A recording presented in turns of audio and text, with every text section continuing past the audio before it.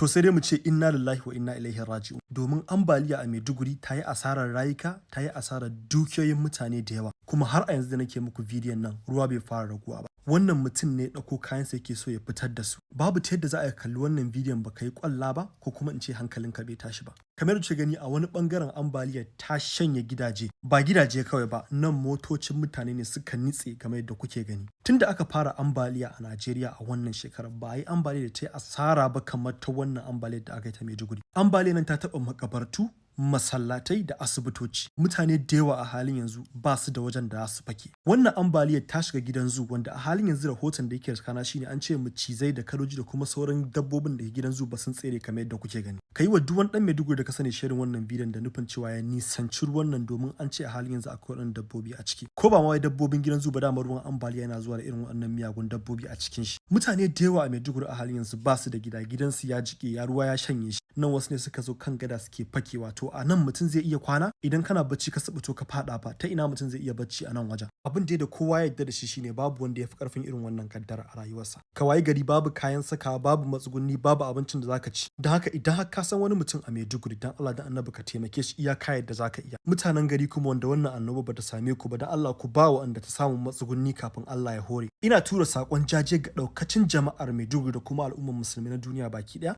Allah subhanahu wa ta'ala ya maida alheri ya takaita haka. Allah ya sa mu dace.